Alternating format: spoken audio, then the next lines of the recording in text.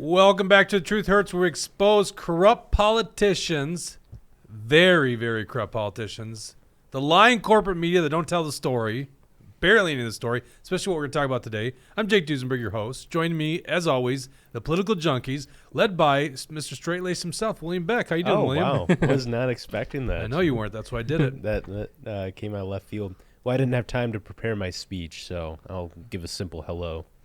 I was chomping the bit to get this show started because the topics that we're going to talk about today, I'm just fired up about it. Obviously, Mega Jesse is as well. So here you go, Mega Jesse in the flesh. That's Number right. 2 in the political junkies. Oh, I don't know about that, but no, I think we do have a lot to get into. That exposing these politicians, they're voting for pedophilia, and the media is totally covering it up for them. So we have to be the ones to break it down. We do, and just no one's talking about it. That's why we got to do this. Yeah. It's crazy they're not talking about it. Bridget, we'll be reading your comments. Let us know where you're watching from. Tell us your feelings, what you think about what we're talking about today. We will read your comments live on air. If you do a Rumble rants, of course, we'll send that right to the top. Isn't that right, Bridget? Yeah, I'm allowed to interrupt anytime if there's a Rumble rant. I think that should be the rule. Is that the rule? Yeah. Is this a democracy? How does this work? Well, I thought she's already I guess allowed to interrupt. Whatever. With a comment. Do a Rumble rant. And we also have Deep State Dawson running the dials. There he goes, pulling up those sleeves, showing those pipes. He's working on it. I like the casual, arm on the desk, just casually flexing while you're showing. Yep, there you go. It's very interesting with Dawson here, now that he's lifting weights. About a month into it. It's fascinating. Okay. Man, I'm telling you, I really couldn't wait to talk about this subject. You would think when Democrats pull a fast one on Minnesota and they remove pedophilia from current state statute, which is in the Minnesota Human Rights Act, and also completely remove a amendment that passed unanimously on the House floor that makes sure pedophilia is not a protected class, you would think the damn mainstream media would talk about this. And they don't. We broke this story last Thursday. I'm sure you watched it. It's one of our best viewed shows ever. But we got to get into it more because, quite frankly, we learned about Thursday morning.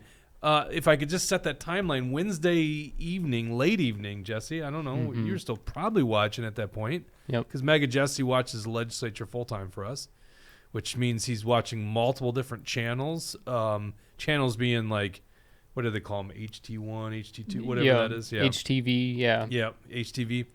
So he's watching conference committees, floor sessions, all that kind of stuff. Things are moving super quick in the Minnesota legislature. If you're not watching from Minnesota, this is what it's like to be on the front lines against the crazy leftist extremists.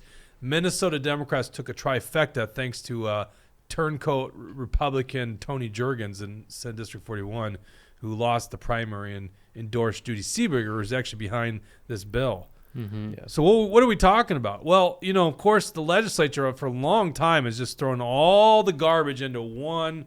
Well, I shouldn't say one. Sometimes they do one, but multiple omnibus bills. Now, we actually, in our Constitution, say you can't do that. It says every bill must be single subject. They never follow that. It's literally Article 4, Section 17. All bills must be single subject. This is technically called the Judiciary and Public Safety Omnibus Bill. So that right there means it's two different subjects. Judiciary, public safety. This is basically funding for law enforcement, funding for the courts. It also puts gun control measures, so it takes away your freedoms and does absolutely nothing to criminals. They add, and we're going to get into this later in the show. This is interesting, and I don't think anyone's really been reporting on this much. It actually says cops are forbidden from joining hate groups. Doesn't sound bad, right? They shouldn't be a part of a hate group.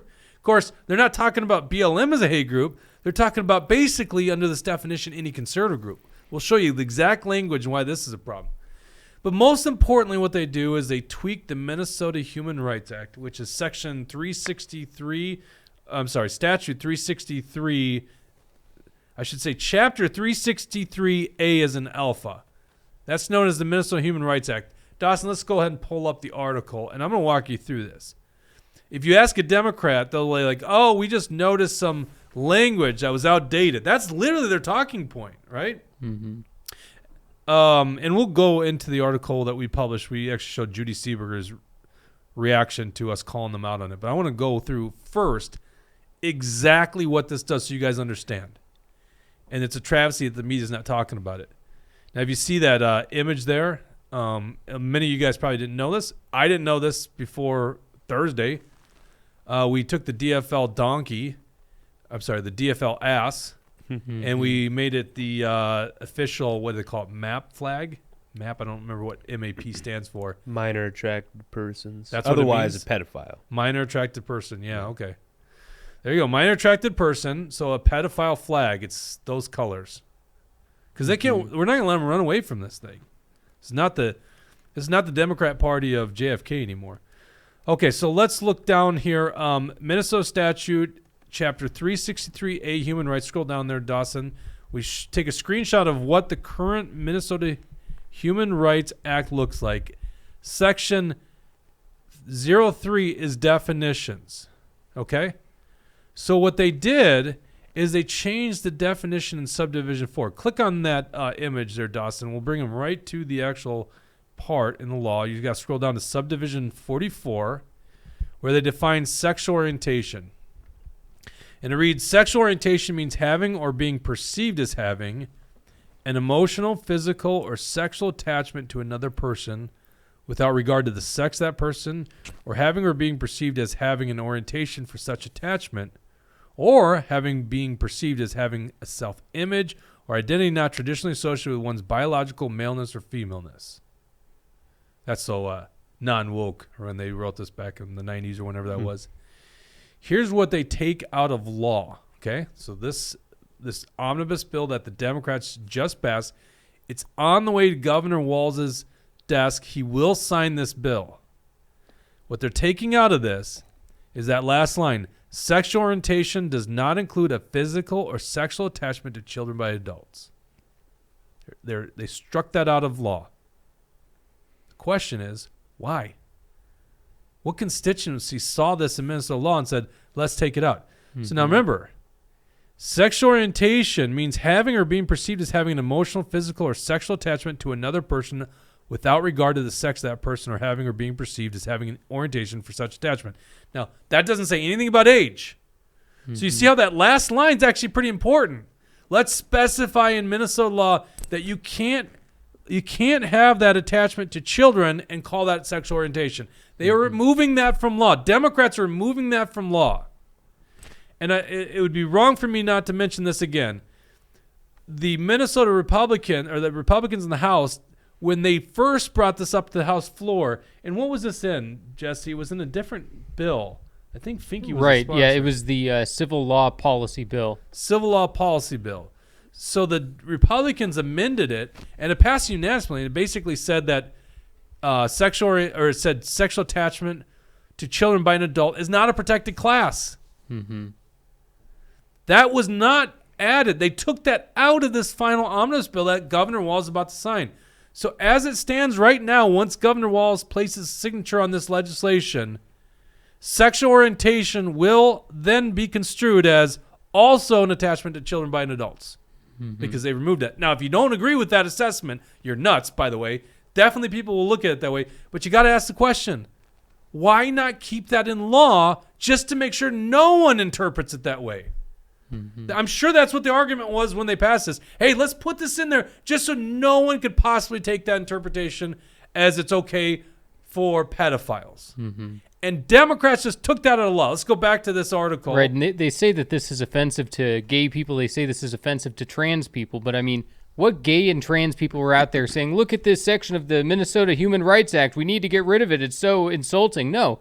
Like you're saying, it was a clarifying piece of language that just goes to show that Lee Finke, Scott Dibble, Brianne Curran, I should say, and these other radicals that are in there, Alicia Kozlowski, the entire queer caucus of the Minnesota House. I mean, these people are nuts. They're pushing everything that they want, and they obviously support the pedophiles. Not just them. Don't forget about Judy Seeberger, who I'm sure you'll talk about. But Judy Seeberger was one of the Democrats, only Democrats, by the way, no Republicans, in the conference committee on this bill that insisted on taking the language that protected kids out of the bill. Correct. Yeah, Judy Seeberger, one of the most vulnerable Democrats, won by only 321 votes in November.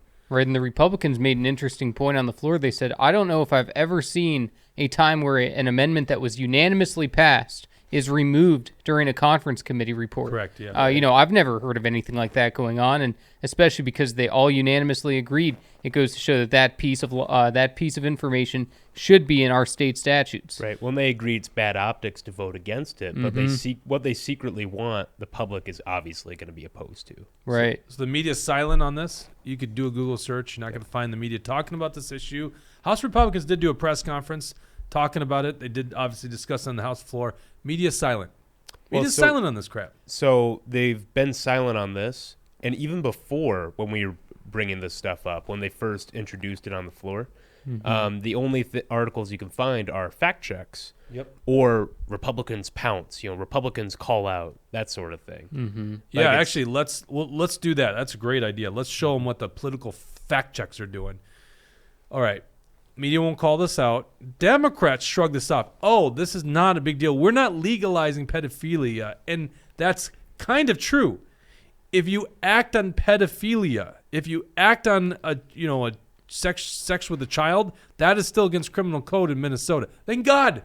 For now. That's not what we ever said. We never said that. What we said is they are legitimizing pedophilia to a degree here. And this is exactly how it's going to come into play. And I'm going to show you this. Okay, so remember, they changed the definition. Oh, okay, so they changed the definition. What's the big deal? Because then you got to look at the next sections of the bill. Let's go back to that article. And that's called the unfair discriminatory practices. You see that? That's section 8 through 19. Essentially, it's going to tweak the unfair discriminatory practices relating to employment or unfair employment practice in section 8. So all the people that employ people in Minnesota. Section 9, unfair discriminatory practice relating to real property. So property owners, landlords. Section 12 is public services. So basically if you sell goods and services to the public. And section 13, educational institutions. So what that does, and let's see if I click on that. Did I not put a link in there? I didn't put a link in there. I thought I had a link in there. I'm going to go back to this article later and put a link in there. But you'll see that what they say then in each one of those. Actually, here's what we should do. Dawson, go back to the image above and click on that. Yeah, click on that, and we'll back into it. You see above 2022 Minnesota statutes. Oh, yeah, that's fine. Yeah, click on what you were just about to click on. All right, and then what we can do is we can go to section 8, unfair discriminatory practices. Yep, click on the link on the left of that where it actually is numbered. There you go, perfect. So now what it's saying, we're going to skip over labor organization, but it's going to affect unions. Number 2 is an employer. So anyone that employs somebody in Minnesota. And so this is current Minnesota law, except when based on a bona fide occupational qualification. It is unfair employment practice for an employer because of race, color, creed, religion, national origin, sex, marital status, status with regard to public assistance, family status, membership or activity in a local commission, disability, sexual orientation or age. 2, refuse to hire or maintain a system of employment which unreasonably excludes a person seeking employment. Now, let me stop there. We just told you they're changing the definition of sexual orientation to include pedophilia. So this new way that the law is going to be interpreted is an employer is prohibited from refusing to hire or maintain a system of employment which unreasonably excludes a person seeking employment who is a pedophile. Mm-hmm. If they act on pedophilia, there is a criminal code on that. But if you have somebody who's openly talking about their sexual attachment to children, which is disgusting, and no one should hire that individual, that person would be discriminated now against the Minnesota Human Rights Act. Right. There's no other way to interpret this. Well, it doesn't have to explicitly say that either. Like, legal scholars will look at this and say, well, if it's being removed, clearly that sets a precedent that, well, that's what that the it's language acceptable. says. That's acceptable. Right. And even if you don't want to give us that someone will interpret it, you have to understand that someone can interpret it. Mm-hmm. Yeah. Why not just leave that damn thing in law? What harm was that doing in law to just make sure sexual orientation does not include that attachment? It's very intentional. And even a criminal defense attorney who doesn't even agree with if it were removed that they could make that argument, but that's the thing, they don't even have to believe it to be able to argue it in court. So it's just crazy. We're going to see all kinds of legal loopholes, people trying to navigate their way through this pedophile stuff. It's crazy. We need to make it extremely clear in our state that pedophilia is not allowed. All this, and we're slowly taking steps towards normalizing pedophilia in society. It started with this transgender stuff, and now we're literally talking about legalizing pedophilia slowly. Yeah. This is what Democrats are doing, and it's absolutely insane. And even though I've been warning about this for a while, I never saw this coming. Yeah. Like, this is too blatantly obvious and out there. Dawson, go to line 14 in just a second here. I want to talk about that article. I posted an article on line 14 of our show notes. Yeah, because I think people need to understand that this is how the legislators are talking. And so, of course, a lot of people called Judy Seeberger, and we put out a big public notice. So go ahead and pull this up. By the way, thank you guys. Everyone reached out. People that were watching this show, people on our email list, they reached out. If you scroll to the bottom here, you can see her actual canned response. I don't know how many people, dozens and dozens of people. Go up a little bit. You'll see an email. I blacked out who it was sent to. Doesn't matter. I mean, she sent this to everybody. Is it below that? Where? Oh, yeah, it's below that. I'm sorry. Below that. Right there. Okay. Might have to zoom in. This is what Judy Seeberger says. Hi. Thanks for your email. You are being given misinformation about what is in the Judiciary and Public Safety Conference Committee report. Okay, so she's saying we're giving her misinformation. Nothing in this bill changes or weakens any of the crimes against children in our criminal statute or the state's ability to prosecute those who break the law. Now, we didn't say that, right? Luckily, today, it's still illegal to act upon those desires. What we said is it legitimizes pedophilia as a sexual orientation. So she writes, of course, pedophilia is not a protected class. False. Now it does seem that way. And it is not a sexual orientation. False again, because of what you just did. This is why the language never should have been in the statute regarding protected class in the first place. Why does it matter, Judy? We can't just in court, we can't just take Judy Seeberger's email and say, Your Honor, this is the interpretation. The courts will take the interpretation of the law. And what Judy Seeberger's bill just did is remove that from sexual orientation. So let's go back to that other article, and then once again, how this all plays out. I got to back up here on my screen. Okay, so it not only affects employers, and I'm paraphrasing here once again. Okay, it doesn't say pedophile in the Minnesota Human Rights Act. I'm just construing what now sexual orientation, which includes pedophilia, will do, and it'll say that it's against the law for a property owner to refuse to sell, rent, or lease property to a pedophile, and that's in Section 9. And in Section 11, a private company to refuse to sell goods and services to a pedophile, that's against the law. And in Section 13, it's against the law for a school or college to discriminate against a pedophile for the full utilization of or benefit from any educational institutions.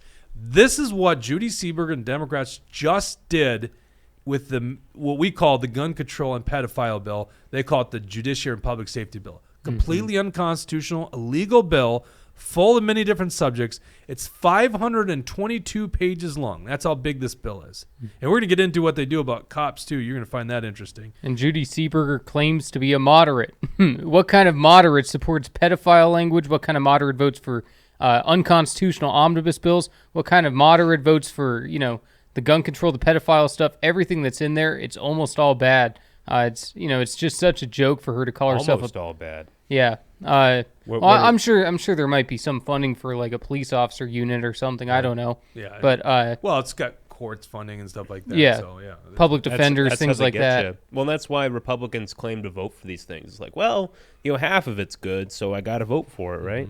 That's how they get them. Yeah. And it's interesting for us because we call it Republicans just as much as Democrats on the show.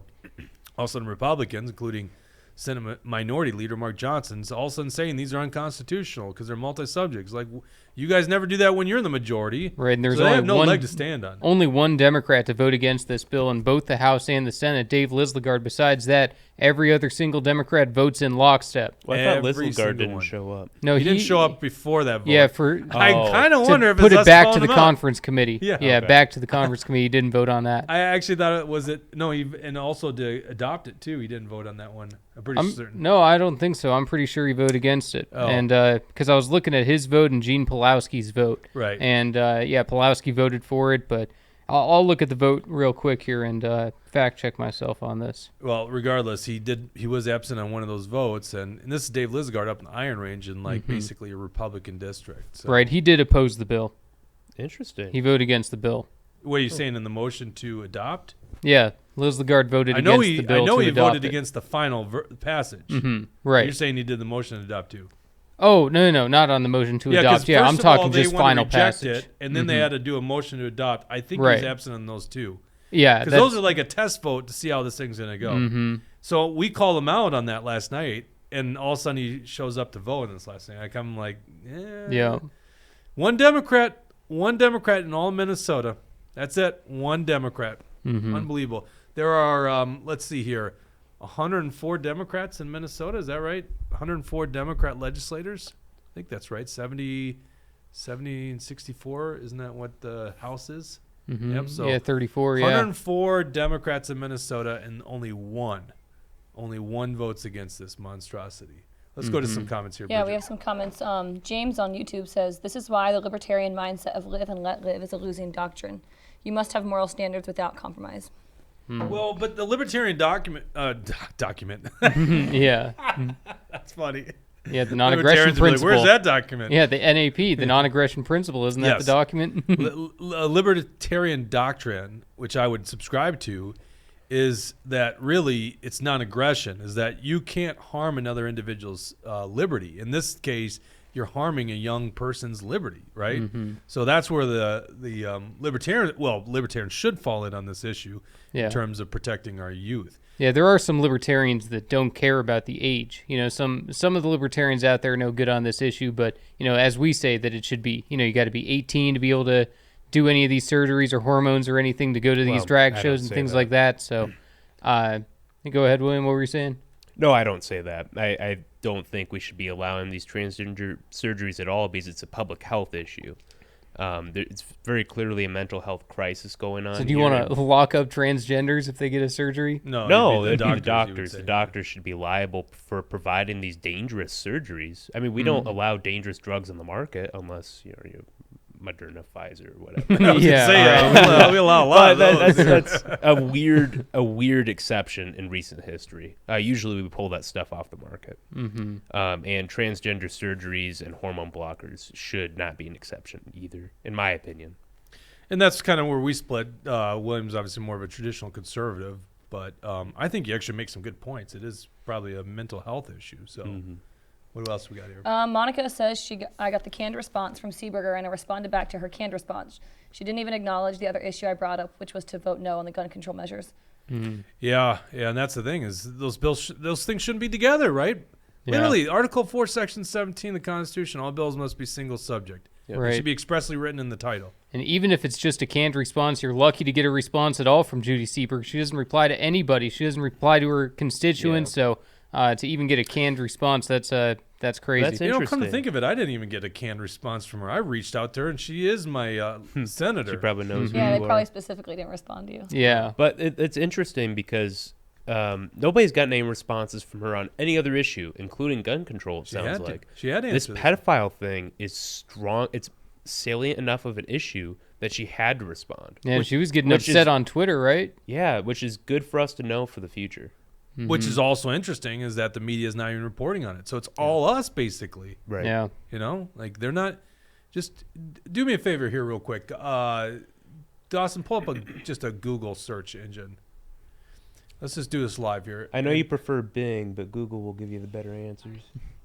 I swear to God, William, if you ever spread misinformation like that, I'm gonna go crazy.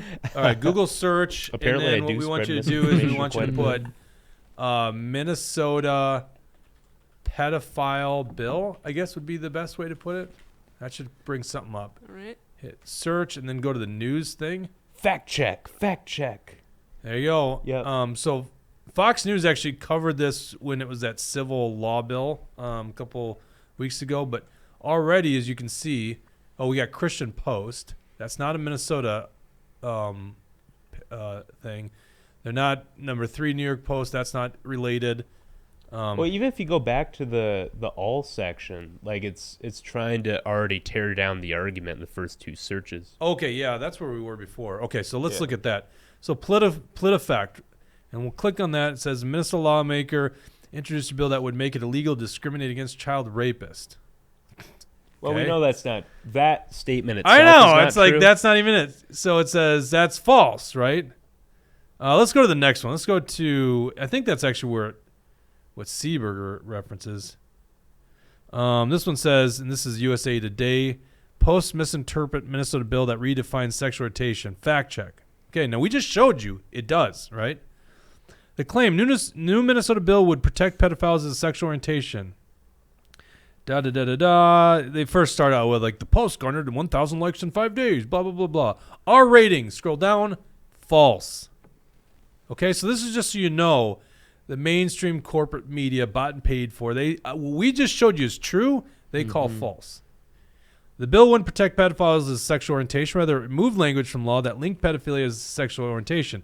Amendment added on April 26, 2 days before this post, directly says that physical and sexual attraction to children isn't protected by bill. Actually, I like this one because this is outdated already.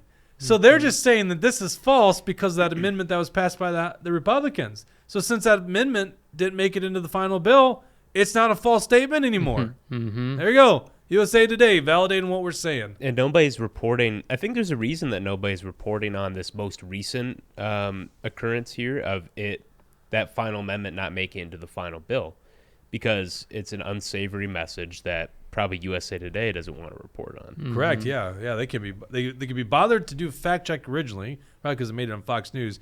Can't be bothered to actually follow up on the story. What else did people want to say? Napkinator says they're telling some they are welcome here in Minnesota. This will recruit child predators. Yeah. Didn't even think Well, about let's that. go into this next story. So this is interesting. So we asked the question, who's calling for this stuff? Like, just think about all the stupid laws on the books. I don't know if this is true, but you can't cross the border with a duck on your head. There's all these weird old ancient laws on the Minnesota books. There's no one changing those laws, right?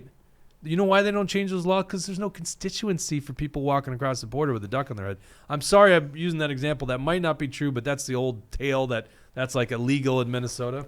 You guys know what I'm talking about. There's lots of books, or lots of laws in the books across the country, but they don't get removed, and they don't get removed because there's no constituency for them.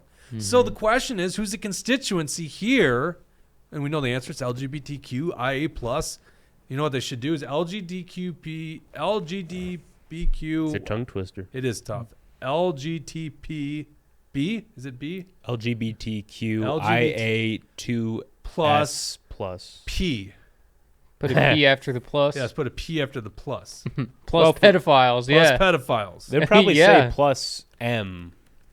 Plus maps. Map. Yeah. But they only attribute one letter. Right, so it'd be plus M. And they're definitely not asexual. That's actually, if you got that attraction, I hope you just remain asexual. Although I think asexual should just not act on your urges. I mean, it's a real problem. Pedophiles just can't. I mean, Yeah, I don't know what the can't be part proper of way society. is to because they can't be a part of society. I don't know if there's any way of fixing them. Once you're screwed up mentally, you're probably screwed up mentally forever. Yeah, dude, just don't do anything. Don't interact with anybody. Just stay in your little corner of the world and don't bother. and the left is doing this dangerous route of legitimizing it. I don't know how you look at this law and not say that it's a step towards legitimizing that thing that should be frowned upon by everyone. I can't imagine someone actually had that desire. Like, who knows where that comes from? That sexual attraction. It's awful, and it's got to be so frowned upon. And can't see the light of day, and the Democrats are giving it a little bit of an edge. And this is what's scary is I think they're going down a path down the road where it's actually maybe not going to be illegal anymore. I mean, I'm just going to throw this at you. If you asked Democrats 10 years ago if they support drag shows for minors, they would be against it. Mm-hmm. And now you look at it, and they're doing this in the Capitol Rotunda in front of freaking children. We got video proof of this. You can go to actionforliberty.com, and we found, I think, 8 children, William, when we looked at that view, Something just a like scan. that. Yep. Yeah. Of a drag performer in our Capitol Rotunda performing a sexual act in front of children. Mm-hmm. And we all know what they just did with this transgender sanctuary bill for genital mutilation, which is just child abuse. So I don't think if you asked a Democrat 10 years ago if they support reassignment surgery for young children as young as 6 Mm-hmm. or hormone treatments for 6-year-olds, they'd be like, no, that's crazy. And here we are today, and Governor Walz has a 6-year-old at his press conference, and they got to talk about listening to that child. Yeah, 10 years ago, I don't even think Joe Biden supported gay marriage at that point. So 10 years ago, because when was gay marriage passed by the Supreme Court? Like 2014? 2015. 2015, yes. So 10 years ago, Joe Biden didn't even support gay marriage. And now, look, he's doing interviews with Dylan Mulvaney. He's pushing child transgender surgeries.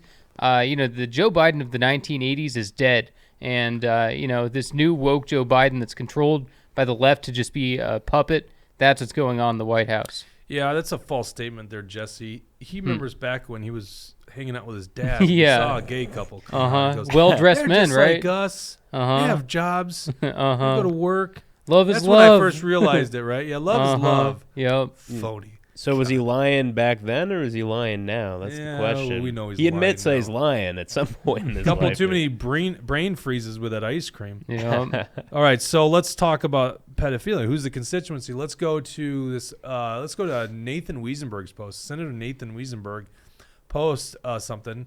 Let us know about this. Somebody stands up for this pedophilia language on his. And not even the fake explanation, but Yeah. the. We have that mask off. image, Dawson? Yeah, I'm gonna need just a second. Speaking to of get ready. Nathan, he says that there was an increase for judges' pay, mostly liberal judges, in the bill. I mean, because there's most of the judges are liberal. I'm assuming. I don't think they put in there. There's a qualification Yeah. there. Only the liberal ones. Too bad the Democrats didn't put. And only female judges make 77 cents to the male ones. Yeah. Okay. That wasn't in the bill, right? All right. Do we have the image? Yep. Okay. This is a post by Nathan Wiesenberger. It's calling out exactly what we just talked about. How they're changing the gender, the sexual orientation. You can see that's that's what was in the actual bill, and no, that's not what was in the bill. What am I looking at here? Is it zoomed in enough? Yeah, let's see what he says in the post. I thought he was showing the actual. He writes, "Makes pedophilia a protected class. We need to be protecting children, not adults track them." I'm not really certain what he's posting there. Oh, yeah, okay, he does have it there. I don't know what the underline is below that. But it says sexual orientation does not include a physical. So that's what got removed from law. Mm-hmm. I Yeah, have no idea what that those section added are. below it is just like the woke gender identity crap to, basically say that doesn't, you're whatever you claim to be, whatever you feel like you are. They didn't put that actually in the bill. The gender identity crap? Yeah, did they? Oh, yeah. Oh, they put that in there too? Of course, yeah. Okay. All right, so anyhow, we noticed that some guy, scroll down now, in the comment section, writes on here, it would be nice if hateful senators could get charged legally for spewing vile hate on groups for having a different sexual orientation. I hope this bill passes, says Florian Vietz. I like the different capitalization. Lowercase I, all caps, hope. So we looked into this Florian Vietz. Let's Yeah. pull up a photo of this guy. You got this thing of like celebrating Alice Day. What's Alice Day? So this is from my initial research. It's like a pedophile thing. Yeah, that's what I heard too, because Elon Musk actually was taking down people that were saying Happy Alice Day with the pedophile flag and things Right. like that. So yeah, I've been hearing about that holiday too. Yeah, right here. Happy Alice Day, fellow queer people. It's interesting because you look at the reactions, it has mostly angry reactions. You look in the comments, it's people pissed off at him. So Right. I don't know what kind of friends this dude has. Well, that's what Good society- friends, I suppose, if they're like, dude, stop being a pedo. Well, that's what society has to do is they have to they have to really put some scorn on these people. Yeah. It's you just have to cast these people to the utter worst part of our society. Can we look at a picture of the guy himself, the one with the pedo bear shirt? Yeah, and the flag and stuff like that. Yeah. Looks and we looked this up. Looks like he lives in Germany, which is really interesting. There was also some connection to someone in Minnesota liking a post. Yeah, there he is. I mean, he just straight up looks like a pedo. Yeah, he's got the pedo shirt. He says too. I mean, I don't know if it's a joke shirt.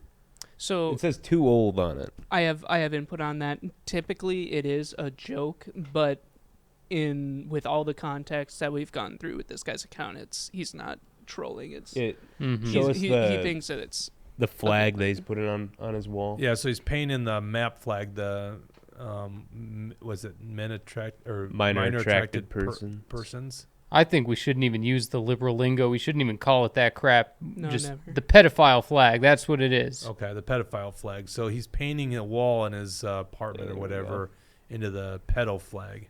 There you go. This old flag comes into the living room and the hallway. Has been renovated. Stood there. I can't read that screen. You can see what he's painting there. Stood there since 10 hours this morning and even had to buy red paint, but I like the result for a whole wall. Also, I just really fast, the whole map thing, it's just purely pedophiles trying to say we're part of the LGBT also. And Yes. 99% of LGBT people, whatever, are like, no, that's also that's crazy. Well, clearly not, because you have Lee Finke introducing this. Correct. Yeah, they got to stand by what they just did in Chris the law. Finke, William. Oh, my bad. That's Did right. Tucker correct me on that I one? did say No, but I 99%. beat him to it. Oh, okay. All right. K-Wall just gave us $10 and said, cheers, crew. Thanks, K-Wall. Appreciate that. Why does T-Wall never give us money? It's just K-Wall all the time. Whenever she someone said something gives, about it that comes from the same pot in a previous. It means something different, though, if T-Wall would be more active. Jake's go-to whenever someone gives money is, why don't other people give us money? Or why didn't they give us more money? Oh, I appreciate these people so much. All right, let's go. Then he also was active on Senator Matthews, so Andrew Matthews. Which And I'm sure if it was these two guys, that was more, but based on my brief search, I didn't find anybody else's. So my question is, what the hell is a guy from Germany that's a clear pedophile doing liking Minnesota I'm not liking, but going on there and posting these things on Minnesota legislators' pages? Well, clearly this story was like trending in some pedophile circles or something, like on Reddit or whatever. Right. I also had to make the trek through Reddit and all these disturbing threads. I didn't find much on this, though, at least the more recent happenings. But someone from Minnesota liked his comment. This Sally person, we went to her profile. You don't need to show the next picture, but it looks like she's from Minneapolis, so she's totally cool with. So it just goes to show, like, there are people who understand what's actually going on here, and they're totally okay with it. Yeah, I mean, you got to cast this stuff to, like, the bottom of our society, and I don't know how you could look at what the Minnesota Democrats just did and not say they're actually trying to promote it to some degree. Even if it's a little bit. They haven't legalized the act of sex on children, but they're starting down that road, and that's how this stuff starts is, you're throwing a drag show here, right? And all of a sudden you have teenagers, and then you have children. Yeah, That's and it amazes me, like, some of these old-time Democrats, like Jerry Newton, he's been around forever. He says he's going to retire. If you're going to retire, like, this is your final chance to try and do the right thing. And even these retiring Democrats are still owned by the corporate, by the Democratic machine, that do whatever they're told. It's just crazy to me. It's, every single Democrat in our state here is going to hell. Here's a story from France. Macron condemns vandalism of explicit painting at Paris Museum. French President Emmanuel Macron on Monday condemned the vandalism at a Paris exhibition of a controversial painting that critics see as depicting pedophilia. The painting by Swiss artist Miriam Khan, entitled F Abstraction. Now look at me, William. You got me censoring myself. Weren't we going to blur this out? Don't show that image, by the way. Let's go. Just show the censored image I got. It's so disgusting. Was covered in purple spray paint on Sunday at the Palais de Tokyo Contemporary Art Museum, where it has been on display since mid-February. It shows a small person with their hands tied behind their back, being forced to perform oral sex on a larger, faceless, powerful man. There's a picture of it in the gallery. By the way, all the pictures surrounding it, too, kind of seem really sketchy. But I want to make sure that we censored this thing, and that this article actually doesn't have the sense. It's absolutely as disgusting as you think it could be. Shows a child bonded behind his back with, it looks like some ropes or something. And, obviously you can see what he's doing. Khan says it's a representation of rape as a weapon of war and crime against humanity, but several children's rights groups have denounced it as child pornography and pedophilia, which it is. Mm-hmm. In a statement on Twitter, Macron condemned the act of vandalism carried out yesterday at the Palais de Tokyo. Now, I do wonder, has he been speaking out against all the vandalism of good art in the name of climate justice? No. They should say this is for climate justice. Maybe people will lay off them. The vandalism, I mean. Courts. So targeting of the work is an attack on our values. In France, art is always free and respect for artistic creation is guaranteed, he added. Legal bids to have the painting removed have been rejected in the French courts. All right, I'm not going to pine on the legality of having the art and all that kind of stuff. What I am saying is there's a bunch of sickos out there. Europe seems to be a little bit more free in this. And, of course, Minnesota and America's left wing is always trying to get closer and closer to the left wing of Europe. Mm-hmm. And this is the road we go down. Eventually you have a disgusting painting like this stuff. Now, here's where my issue would be is I guarantee that museum gets public funding, right? I mean, it's almost for sure in France. They don't have private museums. At least I can't imagine something like that in Paris. Mm-hmm. And there's a big amount of money that we get taxed, a sales tax, and they pass this for funding of art. And, of course, there's some really sketchy funding. So that could be the future of this. But to kind of bring this full circle, the problem that I have here is, this is the start of something very sinister. And we've seen this in the transgender movement already when it comes to the drag shows and the genital mutilation. I think we're onto something here. They're trying to legitimize pedophilia, and they're starting with the smallest little bit. And the fact that Judy Seebergers of the world are shrugging this off like it's not a big deal, that's a pretty crappy thing to tell your constituents. You're lying to them. It is a big deal. And what constituency, I got to leave it there. What constituency looked at this law and said, hey, we need to change this. We need to take this out of there. What constituency? Tell us. I'm very curious. But at this point, it seems like it's this gross LGBTQ movement that even like a group has to start called Gays Against Groomers because they're like, whoa. We don't want anything to do with this whole movement. Mm-hmm. I know. What's funny is like the Democrats' argument is that we shouldn't be associating trans and gay people with pedophiles, but really when they're making moves like this, it's associating pedophiles with the gays and the transgenders even more because we go, why are you, if you guys don't want to be associated at all with the pedophiles, then you wouldn't be getting rid of this language because it clearly distinguishes how pedophiles are different than transgenders and gays and everything else. So, just logically, the Democrats aren't even doing something that makes sense. We should change it for this show, LGBTQIP. Let's get rid of the A, because A is dumb. No one's arguing for asexual people. Throw them in prison. Yeah. Well, no one's. Oh, they don't want to have sex? Yeah. They don't need advocacy. That's the dumbest thing ever. Yeah. So, what do they need? It's IP now. That's what we should call it. Mm-hmm. That brings us to another story. Group bringing children to Minnesota for trans surgery fundraising. This is a very fascinating thing. So as William's looking into this pedophile stuff, we come across a very interesting new nonprofit. Tell people about this. Yeah, so this group is associated with, of course, Lee Finke. You go to the groups. Chris it's Finke, called, right? Chris Finke, which is a man who won Minnesota Woman of the Year. Real quick tangent. I don't take issue with the name so much because name is just anyone can change their name. It's whatever. Mm-hmm. The gender thing or the sex thing rather is the most important factor. Matt Walsh has a great monologue about this. We get it wrong around the office too. We misgender him all the time. We accidentally call him a girl because it gets confusing. And that's what the media does. But it is a dude put on a dress. Who knows what he did downstairs, but definitely a dude still, right? Yeah, we don't need to think Honestly, about what's do going not on care, downstairs. Lee, who's blocked us now on Twitter, by the way, which Yeah. you'll probably be hearing from our lawyers soon because you can't do that as a public official. Right. So Lee, who has blocked us on Twitter, I don't give a shit what you're gonna do in your personal life, but what you're doing right now as a public official, you're a monster. You're a terrible human being. And actually, I do care what he does as a private individual because he was writing books geared towards young Christian teens. Yeah. So he's trying to, but I mean, my point is there are some people that have gender dysphoria, and I'm not trying to like target them and, maybe let them sort things out themselves. But once you become someone in the public eye, and certainly you're making public policy that affects children, that's where we got a big issue. And that's why we were calling out Lee Finke. Mm-hmm. Now Lee Finke's blocked us on Twitter. Yeah, which you can't do. And I can't tell if it's because of the meme we put up there of a urinal and said, "I stand with Lee." I think that was the last straw. That was probably the last straw, yeah. But we do. We stand with Lee. Hashtag stand with Lee. Mm-hmm.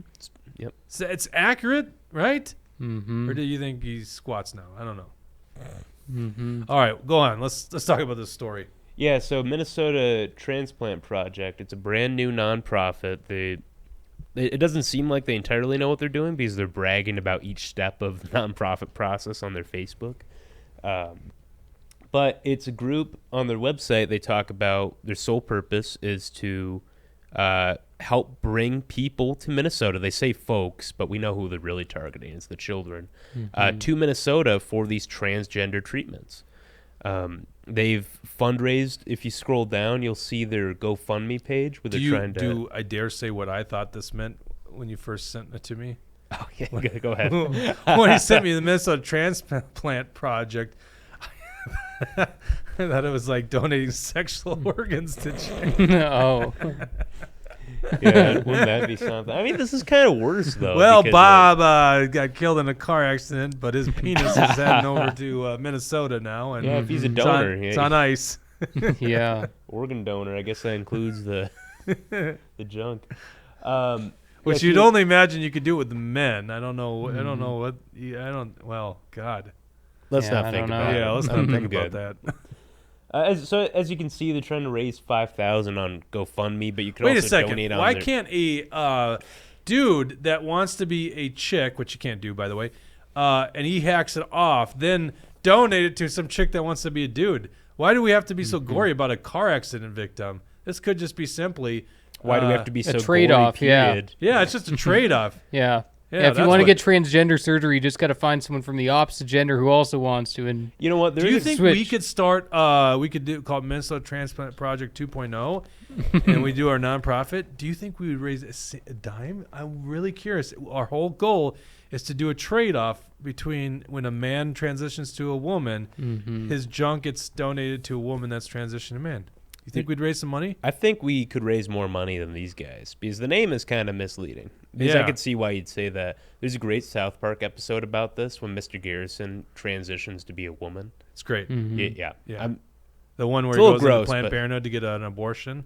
That one? No. When he transitions to be a woman, he gets rid of his junk and then it's donated and then... It's a little racist, so I'm not going to... I thought you were talking about the one where he goes to Planned Parenthood because he missed his period and wants to get an abortion, and the doctor informs him, you can't get pregnant because you're not a woman. I don't know if I saw that one. I showed it to you in the one meeting. Did I not show that? Oh, well, I know what we're doing after we're done. All right, continue on. Sorry for all these interruptions.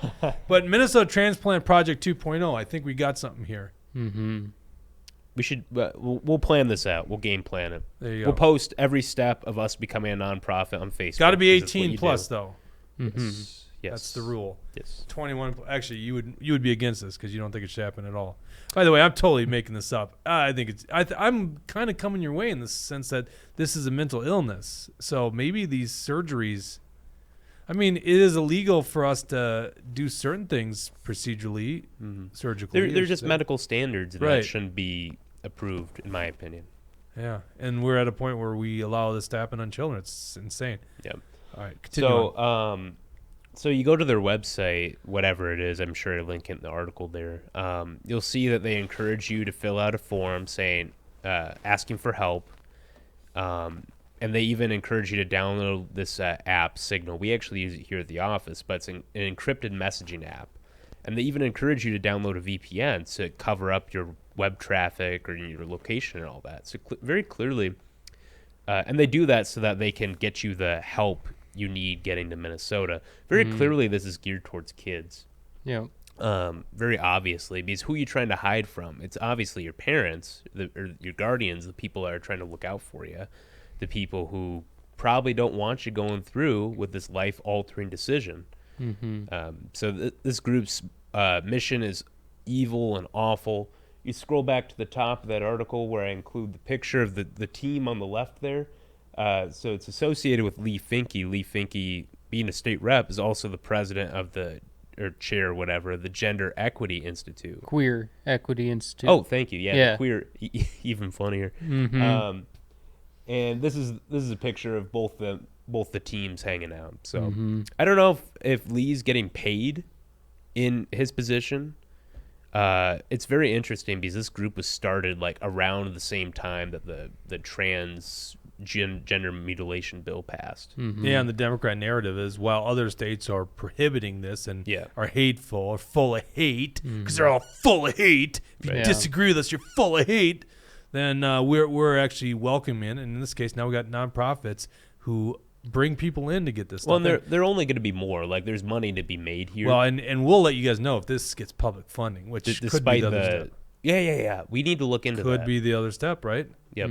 Nothing's stopping them. When they actually control the whole conference committees, they could just put whatever they want in. These damn crazy leftists. Let's go. I was, go ahead. One quick thing. I was looking into this other thing going on in Washington State. Washington State, they also have this transgender refugee type sanctuary state status. And I was looking into what they passed. It's even more radical than what Minnesota passed because they have transgender youth centers where kids can go to live, where they can flee their parents. And if these kids go to the trans youth centers and they say that they want to have the transgender surgery, the youth center has no choice but to do it to them. It's absolutely insane. Washington is that's another hellhole. This is Washington State? Yeah. Gender clinic? Senate Bill 5,600 and something or something like that. Wow. 5,000. Wow. I know, that's what I was also thinking. It's like, wow, they were whipping and when through you bills. Google it, first thing, online claims misrepresent Washington bill aimed at runaway transgender youth. Yep. So, yeah, well, we know how fact check works. All right. Luckily, I went to InfoWars and got the truth about it. SB 5,599. That's what it says. Yeah. Well, I'll have to look into that. That's interesting. And that just shows you how much of a political nerd, political junkie Jesse is. He's not only following Minnesota's legislature, he's following Washington State. Got to be aware. Got to be aware. Let's go to this story. As we promised, what they are doing with cops now in this gun control and pedophile bill. Dawson, pull up the bill. It's line 205.6. Can you zoom in a little bit? Yeah, there you go. So this is section 12, hate or extremist groups. This is a prohibition. A peace officer may not join, support, advocate for, or maintain membership or participate in the activities of 1, a hate or extremist group, or 2, a criminal gang as defined in section whatever. So those are two things they can't do. Now, obviously, it'd be bad for them to be in a gang, unless it was the Buttercream gang. Is it the Buttercream or Buttercup? Yeah, it was the Buttercream gang. Yeah, Buttercream forgot gang. about that. That was like 20 years ago or something, or more than that, 25, 30 years ago. It's like probably 40 years ago. Oh, really? As a kid, yeah. Oh, man. All right, so a hate or extremist group. Now, of course, those terms are, who would want to be in a hate or extremist group? But the thing is, it's all about definition. So subdivision 2 here is definitions. Hate or extremist group means a group that, as demonstrated by its official statements or principles, the statements of its leaders or members, or its activities, 1, promotes the use of threats, force, violence, or criminal activity. Okay. Don't know a lot of those. Those are probably bad groups. Number 2, to deprive or attempt, Number 2, promotes seditious activities. Okay. Or number 3. Okay, so 1 and 2 makes sense. Number 3, because this is how liberals write their laws. Number 3, advocates for, and can you zoom in on this, Dawson? Advocates for differences in the right to vote, speak, assemble, travel, or maintain citizenship based on a person's perceived race, color, creed, religion, national origin, disability, sex, sexual orientation, which, by the way, now includes pedophilia, gender identity, public assistance status, or any protected classes defined in Minnesota statutes or federal law. Mm-hmm. I mean, can you say pretty much every conservative group? Certainly, and let's just take one in particular, the right to vote based on national origin. Mm-hmm. Like, legals can't vote. That's a hate group. You are a hate group. Or all the people on the right that disagree with Islam, which is a very troubled religion, of course, and you have the right to say that. Mm-hmm. That's a hate group. Mm-hmm. Well, by this definition, the police are a hate group. The police who point out that, illegals cannot be here illegally. Illegals cannot vote. Illegals cannot, there's so many things, Right. But, by their definition here, wouldn't that mean that police officers themselves are a hate group just because of their profession? It could be interpreted that way based on, what these liberals are pushing here. Yeah, and I guess, our views on biological males not competing in women's sports, I guess you could make that argument would fall into this. You could just see the vagueness of this thing. All right, so what then it says is, for the purpose of this section, advocacy, membership, or participation in a hate or extremist group or criminal gang is demonstrated by, and they got a bunch of different things like dissemination of material that promotes the use of threats, forces, stuff like that. Engagement in cyber or social media posts, chats, forums, and other forms of promotion of the group's activities.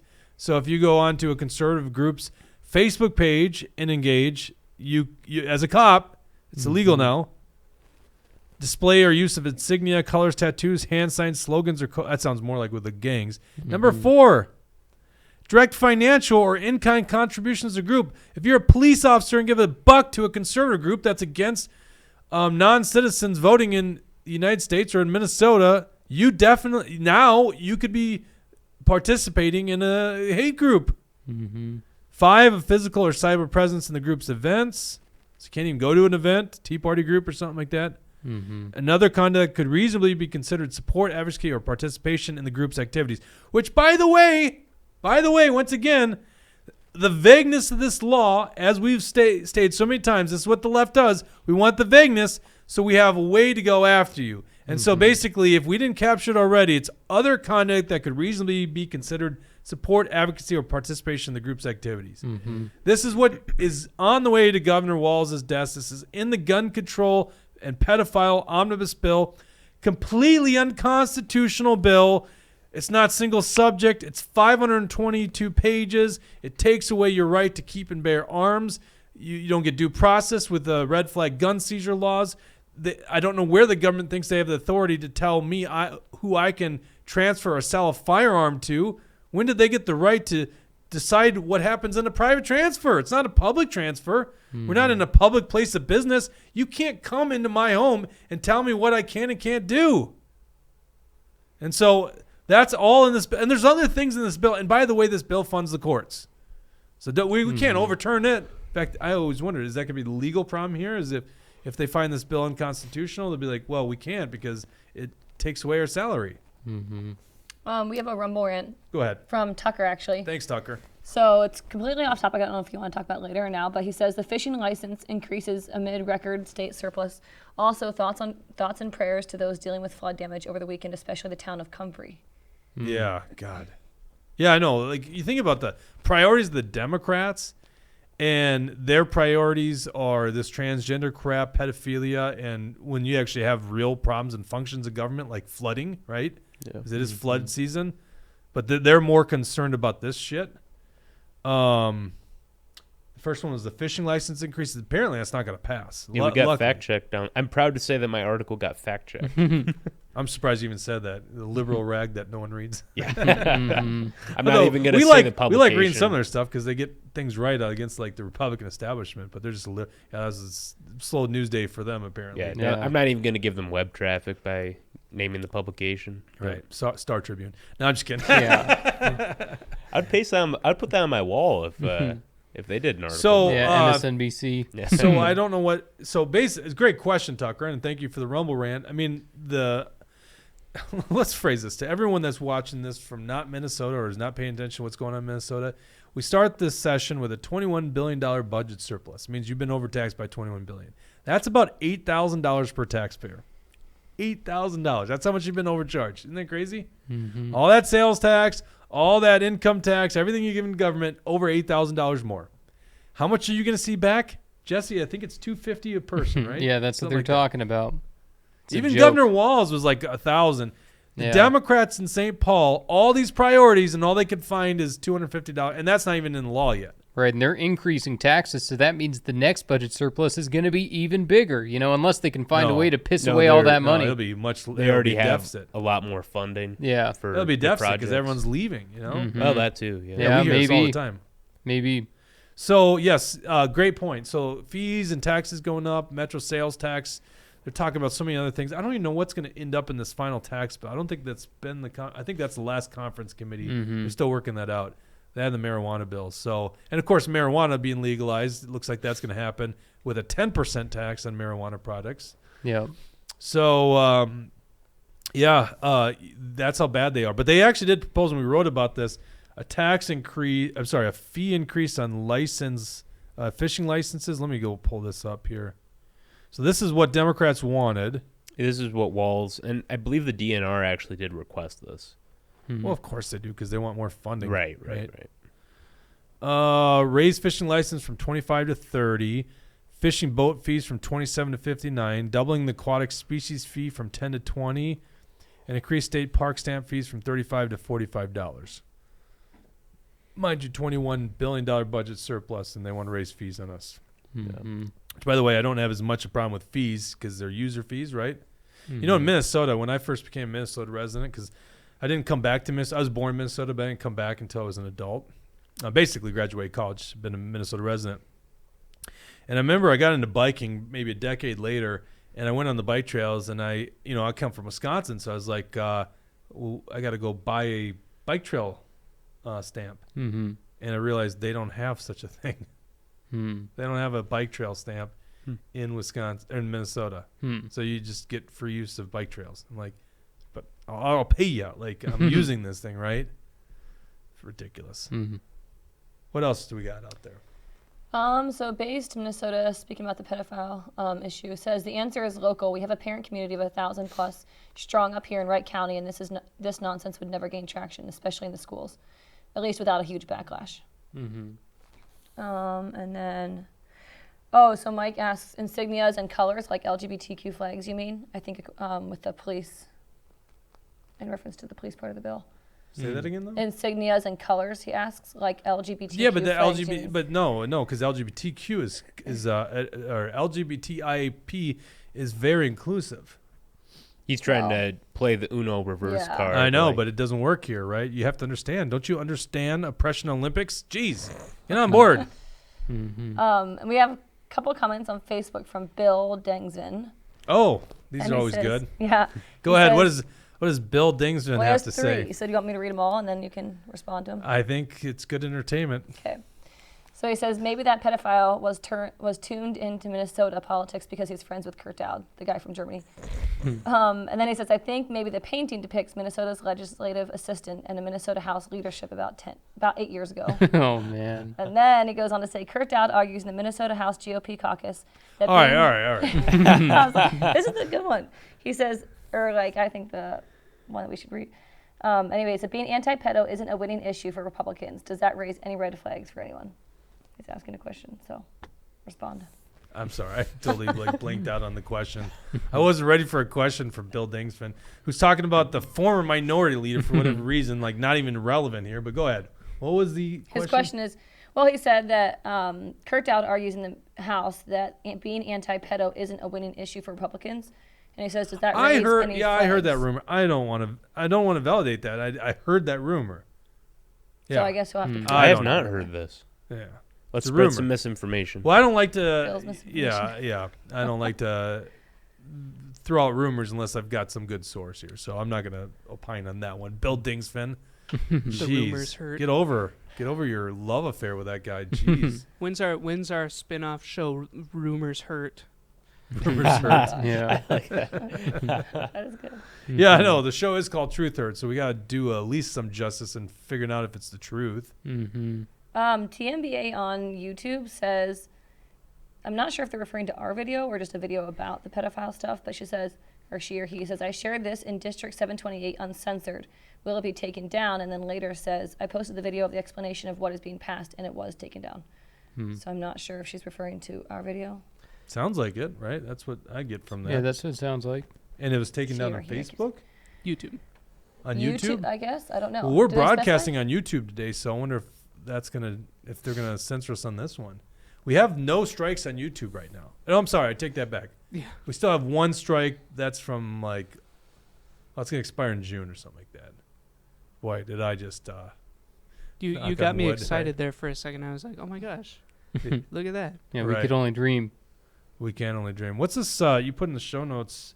Jesse, UN supports pedophilia? What's this all about? Yeah, we'll need to get that into it, but if Dawson does want to click on it, there's an interesting section of this UN-created document that basically says the children can consent to sexual things. So, yeah, and I think it's in section 16 of this document here. Okay, hold on. Let's slow Yeah, down go ahead here. and say, I can't 'Cause read I what it haven't says seen up this there. yet. So this is this is a UN document, you're saying? Yeah, it came from a bunch of organizations working together. Looks like the ICJ. 8 March Principles for a Human Rights-Based Approach to Criminal Law Prescribing Conduct Associated with Sex, Reproduction, Drug Use, HIV, Homelessness, and Poverty Mm-hmm. by the International Commission of... And it should be on Jurist. page 22 when I was looking at it earlier. Page 22. Consensual sexual conduct, is that it? Yeah. It's Principle 16. Consensual sexual conduct, irrespective of the types of sexual activity, the sex, gender, sexual orientation. Yeah, and it's that last paragraph that really Moreover, is sexual the, conduct involving persons below the domestically prescribed minimum age of consent to sex may be consensual. In fact, if non-law, in this context, the enforcement of criminal law should reflect the rights and capacity of persons under 18 years of age to make decisions about engaging in consensual sexual conduct and the right to be heard in matters concerning them, pursuant to their evolving capacities and progressive...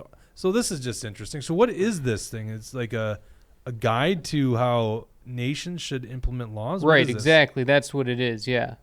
And yeah, like That's it came from some like I know it wasn't just the UN that created this, but I didn't have enough time to really fully check this out, but I know that it was like through like prosecutors or something, some kind of legal organization. But yeah, it's basically the UN being a globalist organization telling nations how they need to implement laws on these topics. Well, it came from, let's see, what was it? The International Commission of Jurists. Commission, was it? Yeah, Let's learn about that. in Switzerland. Yeah, I just watched a quick video on InfoWars, so I just went and ran with it. Their PO box is on Geneva Boulevard. That's funny, right? Geneva is a pretty popular place for the globalist. International Commission of Jurists. Do you- About... Do you want me looking up any of this stuff? Let's see. The commission, the president. Well, we could find out who's in it too. And what was the context that you came across in the article? Yeah, basically it was just that one section Oh, it's there. been here that- since 1952. Hmm. The ICJ's peerless reputation rests on these pillars: 60 eminent judges and lawyers from all parts of the world and all legal systems with unparalleled knowledge of the law and human rights. Mm-hmm. Now, I'm just kind of curious, who's the Professor Robert Goldman in the United States? What's that you got pulled up there, Dawson? This is apparently not the right thing. No, what? This is the This is their website? International Commission of Jurists website, Advocates for Justice and Human Rights. It's kind of a crappy website, isn't it? I'm kind of Looks a little dumpy. What do you mean? I think it looks fine. They have a YouTube channel? Oh. And it leads you to their About page. And it has no content. They have 4 subscribers, though, so. Wow. Strange. Probably no strikes. Well, we're just kind of learning this on the fly here. Very interesting. You threw it in the show notes. I was like, what the heck is that all about? Doesn't Jesse get punished for doing that? Well, how soon We'll before say the show Tucker's was it? Rumble Rants bought it off, all right? What's that, William? I was asking how soon before the show it was. I can't remember. Okay, so it was like right before the show. Then. No. How long until Bud Light sponsors a pedophile? What do you think? Yeah. Didn't they just say Miller Lite went woke? I didn't watch what happened, but I've been hearing. Well, I think I've been Miller seeing Lite's all these always been headlines. woke. Well, not always. Are but these the same? Are they not the same company? Miller Lite and Coors are the same, and Budweiser's different, Mm-hmm. or InBev or whatever. Yeah. Yeah. They got like Pride cans. Yeah, but I heard that Miller Lite just did something woke. Like they just did something, but Like I don't know what. boycott worthy. Apparently, the Pride cans aren't boycott worthy, but Dylan Mulvaney is. Yeah. Yeah. I mean, God, I don't know how long this thing's gonna last. It's just like tanking. It's unbelievable how long this thing is going. But we should listen to Don Jr. Budweiser's good company, right there, Jesse. Whatever. Don Jr.'s allowed to live his life how he wants. So, This has got to. what am I going to do? Argue with him? This has got to be like the 5th episode in a row where we talk about beer at some point. We are at that point in the episode where we bring up the beer. So Tucker says he heard Miller went woke too. Yeah. Well, what is it? Let's Google on the fly here. I'm curious now. There's something that happened. I don't know what. I saw never a read the headline. articles or watched the videos, but Well, there you go. The truth hurts, where we think we saw a headline and we Well, go right on well, air no, with but it. there's lots People of people watch saying it. it. So if other Someone's people gonna are clip saying that. it, Lefty's gonna clip that one. Oh man, look at them. Tucker just saw a headline too. Who is Elizabeth Hitch, Miller Lite's marketing exec, under fire over beer ad? What's the beer ad? Well, let's click on that. It's Newsweek. They would never lie, except for about me, when they had interviewed me on vaccines. Crap. I can't read that screen. What's going on here? Let me open this up. What did you Google? Miller woke? Miller Lite woke, I think. Miller Lite parent company Molson Coors pushes woke corporate diversity and climate agenda. The parent company of Miller Lite, which garnered social backlash for recently publishing a feminist beer commercial, has advanced several climate and diversity efforts in recent years. Oh, it's a Women's History Month thing. Yeah, I did see that one. I mean, it's... Is that considered boycott worthy?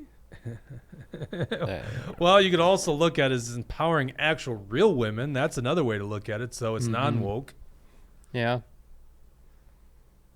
Yeah, I don't know, Dawson. People are just fired up right now. You know, honestly, People Well, want it's- something to boycott. Yeah, it's just literally, if you're a beer company, just leave the politics out of it, right? Just Well, Yeah. so So you guys beer. will find this interesting. And Tucker, I think you've talked about this maybe, or someone in the comments has. So the parent company of Anheuser-Busch, which you just said the name. InBev, yeah. So they're part of this global corporate alliance, and they have this set of tenets. It includes advancing social justice and diversity and all that sort of stuff. So maximizing profit for shareholders. Right. That's number 9. it's all part of this Yeah. It's all part of this ESG stuff, though. So even though Bud Light is trying to like sort of quell the backlash, like they're not going to openly turn against Dylan Mulvaney and the LGBT community. That would be They're just awesome. going to trick people. That would be It awesome. would be awesome if they It would like be- went the opposite direction entirely and like I'd disavowed it forgive all. them for And that, but they're not going to do that because it's Probably going to not. violate their company's core values. So keep that in mind. You should also research. I don't have this data available because I didn't think we'd be talking about it today on the show. But look into the corporations that are a part of this mega conglomerate that kind of is pushing ESG on everyone, because you'd be surprised at some of the names on there. Well, how much longer does Budweiser get hurt here? I mean, that's the interesting thing. And, you know, I guess I would be fine if this just ends up helping the Yinglings of the world, like the small, it's hard to say they're small, but relatively speaking, the like privately owned companies. The Shell's Brewery, that kind of stuff, like in Minnesota. Summit, Surly. I don't know if Summit's been bought up, but, you know, the small guys.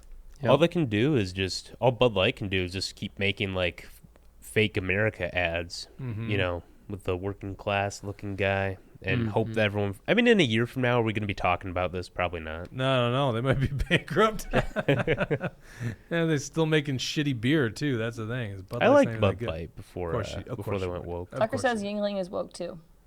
Oh my God! Are you serious? What's woke about Yingling? Everyone's woke. Oh my God! I can't. He says, I can't. "Make mine Howenstein," and he told me how to pronounce it because I didn't know how to pronounce it last time. But he keeps referring to that beer. I think he's got a. I think he's got a stake. I think he's got a stake in that company. He's I don't think we have a something. non-biased source. He's the Pfizer of news here. This is crazy. Is the reference not good?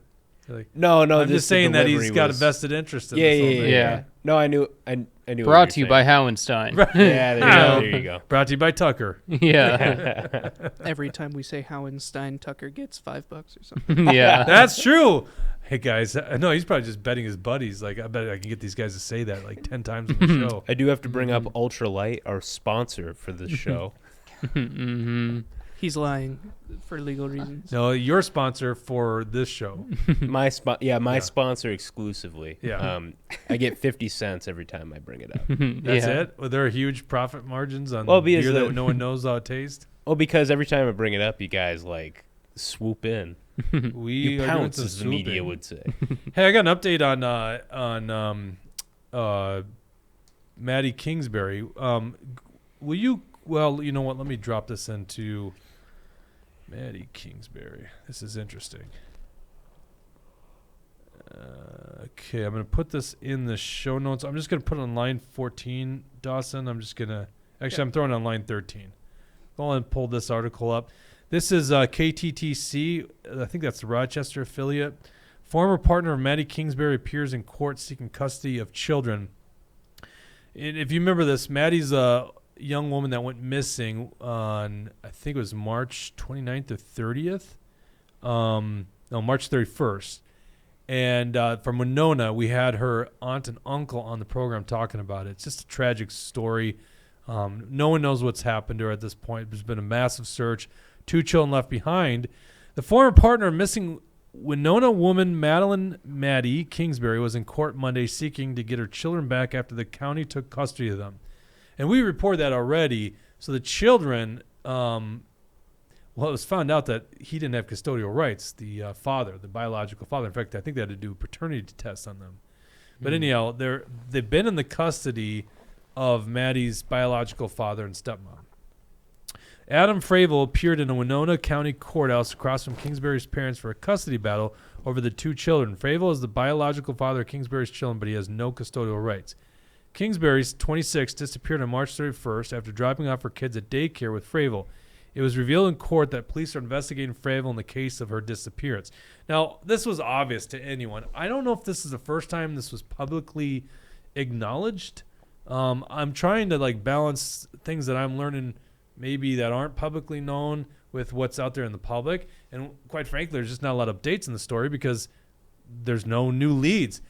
But it was so obvious to anyone, the search area was around the Fravel home down in southern Minnesota. So it was very obvious this guy was a suspect. He was the last person to see Maddie the day that she disappeared. And there's a lot of motive there. She was dating another guy. That was motive. She was basically moving on in her life. So there's a lot of motive there. Once again, motive for what? There's no crime that's been committed because we have no idea where Maddie is at this point. All we know is there's great suspicion that whatever her disappearance is, whatever that means, he has some story. He has more to talk about. So anyhow, police are investigating Adam. He's not charged. Once again, he's not charged because there's no crime. But it is said in past statement he had nothing to do with it. Attorney Tom Braun is fighting for Fravel to get custody of his 2 kids. Braun said Fravel gave police 2 statements, but he and his client are at a disadvantage in the child protection case because the county will only provide them redacted police reports. The assistant county attorney accused Fravel of a fishing expedition to see what information police have. Wow, what a hot mess that is, right? Because, you don't want the government to get in between a parent and their children. But when one of the parents who didn't even have custodial rights is fighting to get back his children, and he is the lead suspect in the disappearance of the mom, it's kind of like, I don't think we want to do this, right? It's kind of spooky to think about these kids going back. You got to clear up this situation first before, he could even be considered for custody. Right, and the county's advocating to keep him with Maddie's parents. And that's the update we have. By the way, I mean, go back to episode, I think this was mid-April, searching for Maddie Kingsbury. Is it that long ago? It's been a while ago. Yeah. Yeah, you said March when she was disappeared, so, man. Yeah, it's got to be tough for the anything family. we can learn on this. Yeah. They're still doing private searches, but at this point, it's just really, where do you look, you know? Right. Oh, that's rough. So, anyhow, let's go to comments here. We have a question on, let me see, I think it was Facebook. No, YouTube. James Roberts says, random question for Jesse and Will. Do they believe in the moon landing? And if so, why haven't we been back in over 50 years? Fair question. Fair question. Jesse, your response. Well, you can never know for sure unless you're there, you know. So, I mean, there's all kinds of questions I have about it, you know. Buzz Aldrin seems like a pretty straight-up individual, though, so I kind of believe what Buzz Aldrin says. But, yeah, you know, you look at the footprints, you look at the waving flag, there's a lot of things, you know. I think a lot of the images from space have been admittedly fake from NASA, so, you know, that they've been rendered. There's all kinds of editing to the photos that NASA does to, you know, things that are in space. So I don't know. What kind of rendering could they have done in the late 60s, early 70s? Honestly, I haven't thought about this in a really long time. But yeah, like I haven't thought about this either. Almost every single photo from space is manipulated. Well, yeah, I could believe that nowadays. Uh-huh. Or even in the 80s. Wait, are you 90s. talking about like deep space? It's manipulated.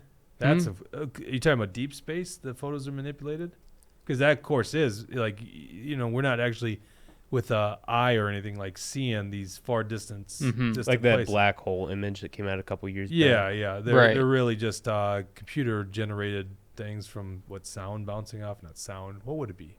Whatever. It's not actually observing it what it would look like to the naked eye. Yeah, but you know, there's all kinds of things. Is that what you're referring to there? Huh? No. I mean, there's some of that too. No, I know that they take multiple pictures of things and then they put it together. Jesse? Have we been on the moon? You're asking me a question I don't know. No, I'm not asking the question. I don't know. I mean, the like I said, unless I was there, I can't tell you for sure. William? You know, it didn't even happen in my lifetime, so I really can't confirm it. Why I think the moon landing did happen. However, there are interesting and compelling conspiracy theories surrounding this whole thing, especially the Stanley Kubrick filming the moon landing, that whole story. I think that's really interesting. If you look at a lot of his movies, it does look like there are hints that he did it, whether he's messing with people or it was just, you look at scenes from The Shining, like it very clearly looks like he's referencing the moon landing in a couple of those scenes. You know that Android zoom in feature where it says you could take a picture of the moon? That's turned out, you know this, Dawson, right? It's turned out it doesn't actually capture the moon.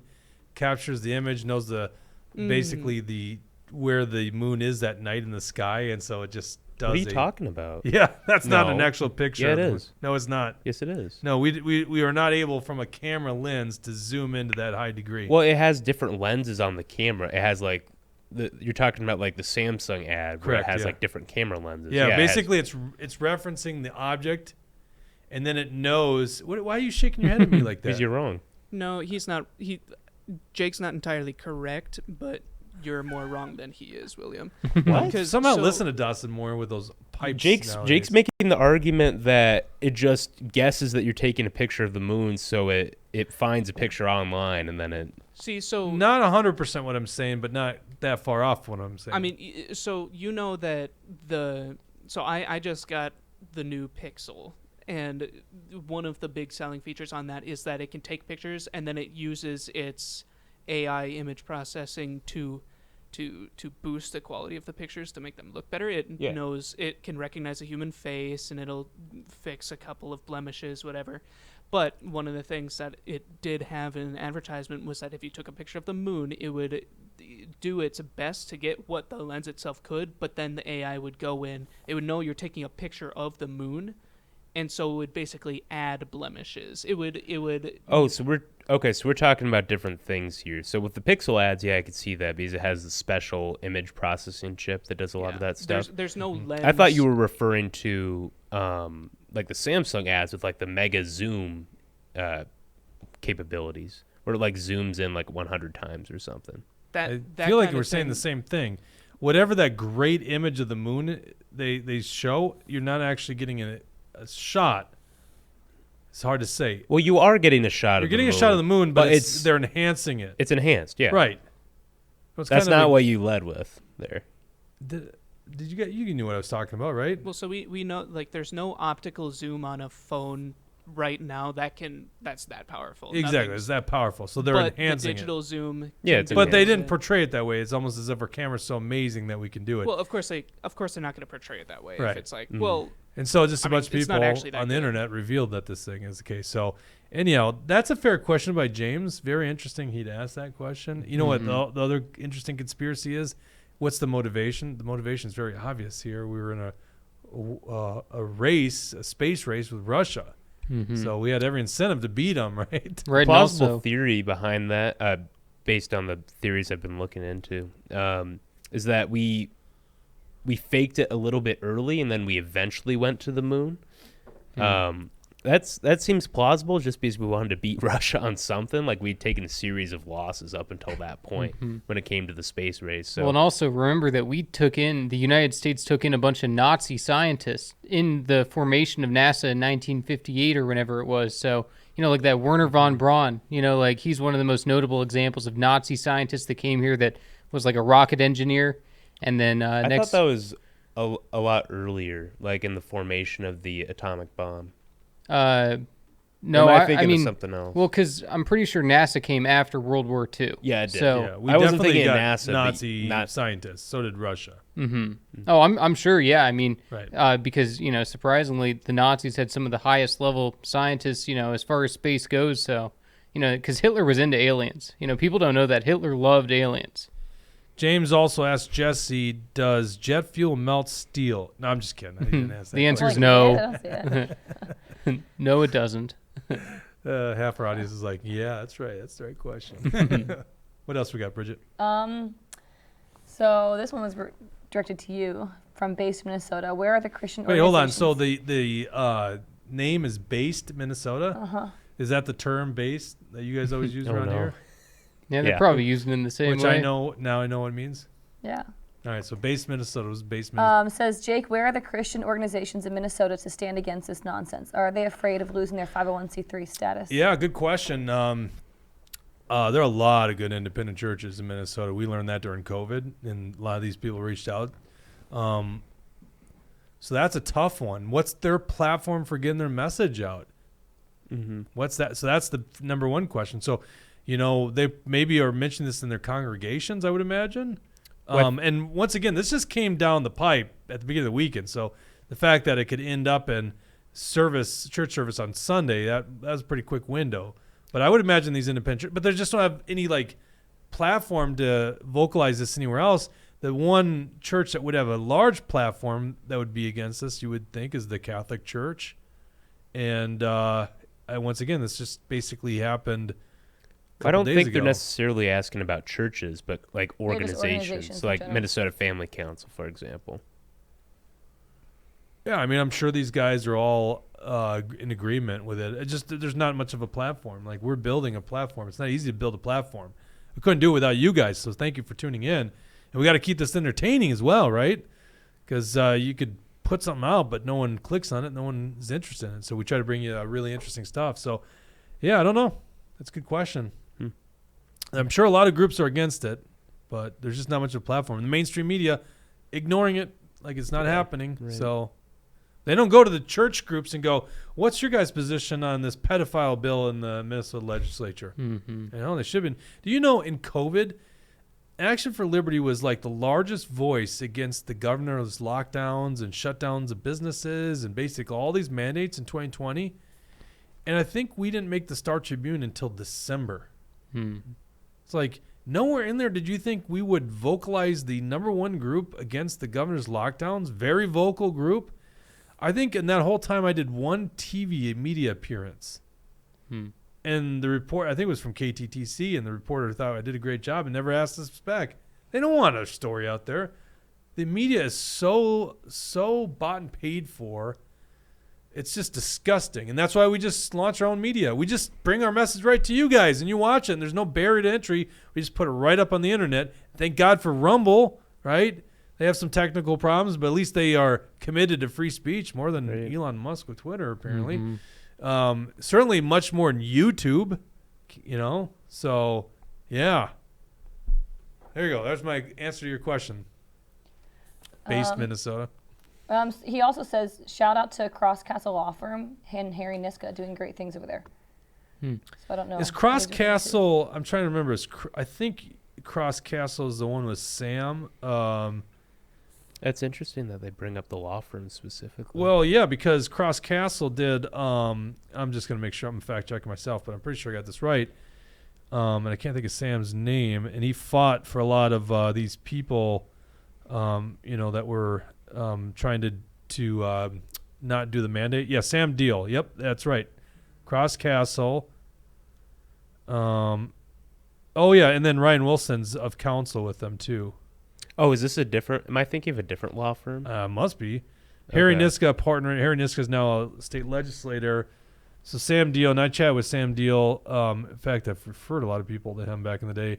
And then Ryan Wilson, who obviously ran as state auditor, who sold a business and puts on his lawyer hat from time to time nowadays, which is fun. And in fact, it's fun talking to Ryan because, he's very much in line with us when it comes to stuff. So, yeah, seems to me Cross Castle's doing some good things over there.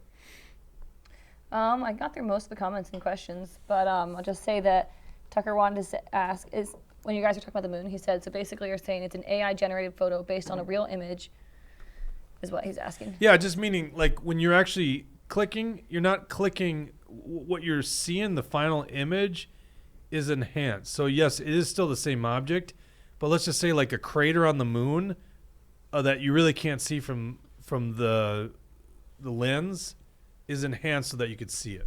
It's not creating objects, it's just enhancing them. It's not entirely true. But in some ways it kind of, You're like USA Today over there, Dawson. Look, I'm going to fact check the stuff that I know. No, it's not creating objects on the moon. That's not what it's doing. I don't know what So they mean, with Tucker. its enhancing, sort of like blemish removal, it's putting stuff there that it's just putting filling in pixels a in spot. to enhance what it has traces of. Not when it comes to pictures of the moon like that. When it comes to faces, yes. When it comes to smaller macro stuff, yes. But when it's something so far away, like there's no way for it to pick up. I haven't minute seen this details. ad that you guys are referring to. I thought it was like a Samsung Galaxy S22 Ultra.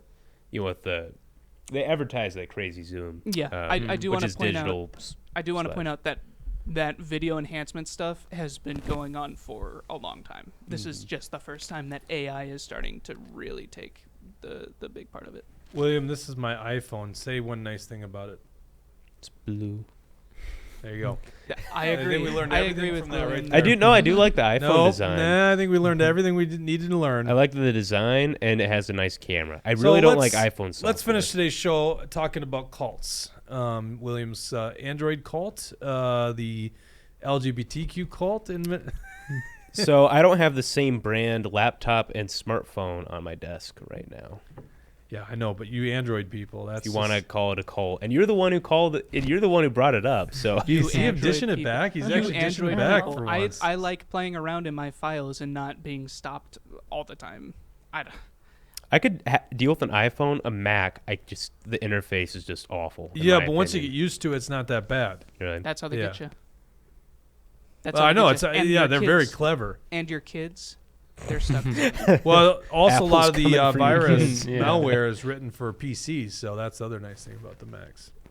I'll just get a Chromebook at that point. Honestly, I don't give a shit. I'm just so used to it. You think I like change? One of, I got used to one point. one of my favorite lines from an epic rap battle of history video is from Steve Jobs and Bill Steve Gates. Jobs versus Bill Gates, and Steve Jobs says, "You will never ever catch a virus on an apple." And and Bill Gates says, "But you can still afford a doctor if you buy a PC." Ooh. That's right. We ruined Jake's transition to something here. No, I was actually joking about cults. Oh, okay. Dr. Lisa, which is Lisa and Steve. Hey, Lisa and Steve. She said add Well, is climate it cult. Steve too? Is he standing Well, right like there I'm just next referring to her? to so you know who they are. Is Steve? Steve's got to go distribute his Bud Yeah, Light. he's probably doing. I think he his Bud exclusively Light, does gosh. wine though. Yeah, he does wine. Yeah, So but don't she's- you think he does beer too, or is it totally different? I think it's just wine. I'm pretty sure. And Bud Light doesn't have a wine, right? I don't know about that. That'd be interesting. Can't throw Steve under the bus. I know. I like them. All right. What does Lisa have to say? She just says add climate cult. Climate cult's a real one. That's true. Yep. Climate lockdowns are coming. I don't know about that. That's a far stretch, but that's certainly what they want. We didn't What think they it was want, coming right? with COVID.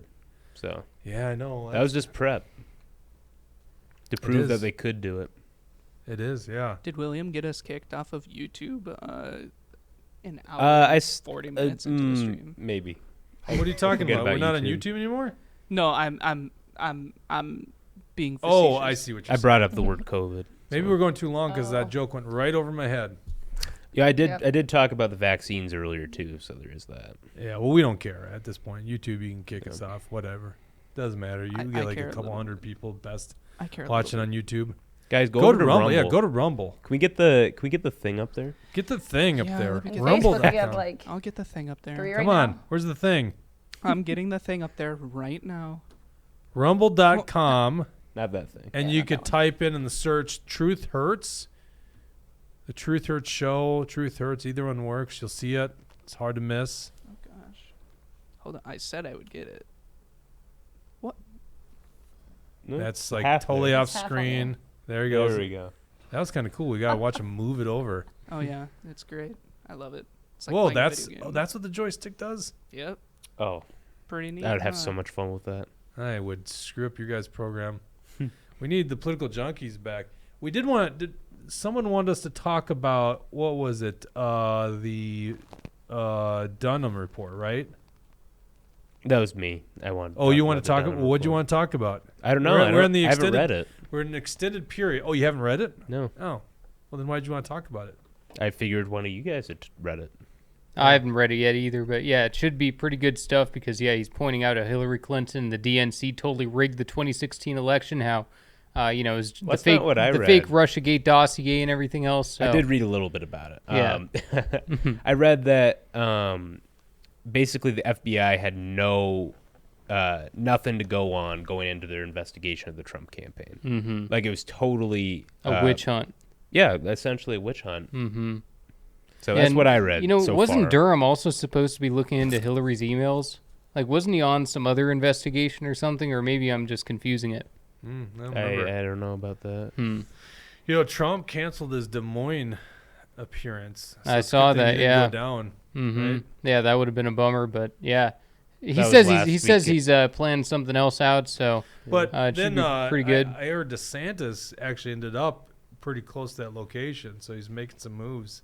yeah, Is DeSantis getting in this 19% DeSantis, that guy, the guy who's polling below RFK Jr., never heard of him. That's not how it works. He is. No, they're not running for the same. Yeah, no, I'll I know. teach you a little bit about politics. No, I Jesse. know. I know I know that they're they're running for running in different separate parties. primaries. I'm aware. I'm aware of that. I'm just saying they're polling at the same exact level. So, if we think RFK Jr. has no shot, what does that say about DeSantis? 19%, not looking good. Yeah. Well, polls this early on are an indicator of how the final results turn out. Well, do we have So- numbers right now from Iowa, and do we have numbers right now from New Hampshire? Because quite frankly, the dynamics change if he does well. In Yeah, those I'm other not sure states. about state-specific polls. So that's all that but matters. it will be DeSantis interesting. was up in New Hampshire like maybe a month or two ago. I don't know if He those was polls leading have Trump in New changed. Hampshire. Yeah. Because Trump won New Hampshire in 2016. It was like pivotal because he lost to Iowa. He was like third place in Iowa. Mm. Because Ted Cruz cheated, yeah. Ted Cruz's dirty Because trick. Ted Cruz is a That was snake. an interesting one. I remember, oh man, Trump raked him on that one. Like, Yeah, and Ben Carson Ben didn't even was do a it. good man, good honorable man. What you guys did was so wrong. Yeah, and the thing was Ben Carson wasn't going after Ted Cruz really at I all for it. He was know. just saying like that was a bad political move. I don't like it when these things go on, Yeah. But Trump was like, "You're a liar, Nasty- Ted." Nasty Ted. Yeah, lying Ted. Oh, and then Ben Carson. Well, I'm gonna help Ben Carson out. We'll give him a really interesting part of my administration. Here's Mhm. HUD. Yeah. Jeez. Yeah. Yeah. So when does DeSantis get in? It should be pretty soon, I Yeah, think it's the the end Florida of the- legislature is just about to wrap up if they haven't already. So I think they already did wrap up. yeah, so I would think Well, he's- so there are pictures of DeSantis was at a rally in Iowa. There are signs up that say DeSantis 24 there. Really ugly design, by the way. If that's the campaign logo, I don't they're think going it's with. the real logo because he he doesn't have a committee, so no. Well, so we're supposed to be hearing sometime this week, I think, because supposedly That's rumors the news on say, the street.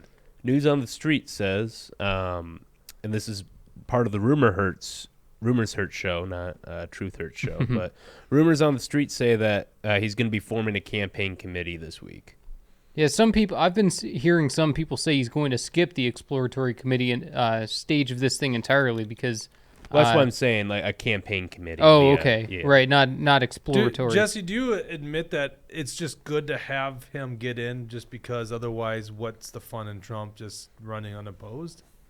Yeah, no, I mean, obviously, there should always be competition. There should always be a primary. Nobody should just be anointed, you know? So, no, I think it's important that there's other candidates that run and everything. That's, our country's based on the fact that we get to view our options and choose who we like the best. So, I'm Trump's good with done it. Such a great job in basically defining his opponent here. This is just a thing of beauty.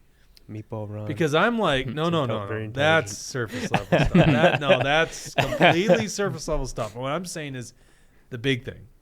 Because I'm like, DeSantis got a valid case. I'm kind of interested in it, right?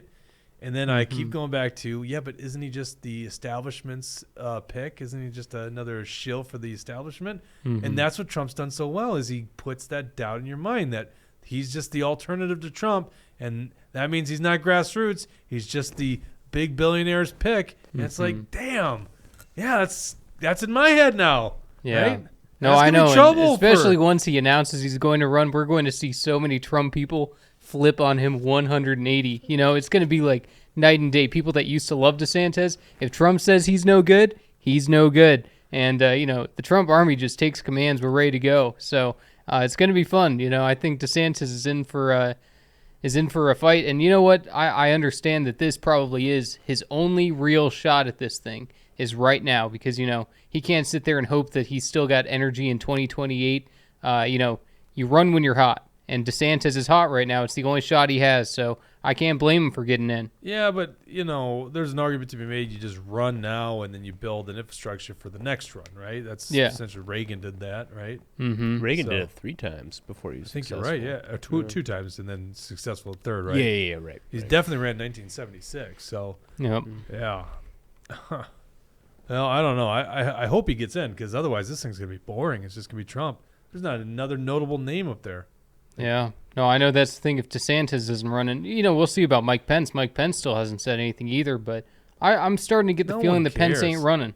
Yeah, no one cares if Mike. I thought Mike Pence was in. I did. Yeah. I already thought he was in. That's how much he matters right now. God. No, I mean, I just think that, it also helps in the general election because Trump then also gets more mentions in the media. Is more of a like if there's nothing in the primary, that's just so much potential news stories gone. Not that Trump needs more name ID, but he can get his message up more and more. Yeah, and the media wants to drag it out too because they would rather have the focus on a primary for the GOP than anything on Joe Biden. So the media is going to continue to make us think it's back and forth. So yeah. You got to imagine the media. The media, they are always. So this is interesting about the media. We all know that they're bought and paid for by pharmaceutical companies, right? But come election time, they're also bought and paid for a little bit by politicians and the special interest around those politicians because they're buying all the ads up. So if you're local affiliates and you're a newspaper, you want contested primaries because that's a bunch of ad revenue coming into you. So, yes, they definitely want this stuff, right? Yeah, 100%. Huh. All right. Well, what else we got, and then we'll sign off for the day. No, not many new comments except from Tucker. Says I heard he was going to announce in June. Yeah. They said end of May, beginning of June, so I could see that myself. Okay. We should start the I Heard show. Today we heard. We thank you guys so much for tuning in. I think we'll be back on Thursday. I didn't bring this up to you guys. I was thinking about doing a night show, but I don't know if we'll do that. I'm putting you on the spot now. I'm going to have to pitch this idea to you later. Well, just because maybe this isn't going to happen, but they were thinking of closing the session down on Thursday, like finishing the work early. So I thought a little Sinora thing. But could be fun. We'll be back on Thursday, regardless of the time. We'll let you know ahead of time. But we will be back on Thursday. Thank you for tuning in, and we'll see you.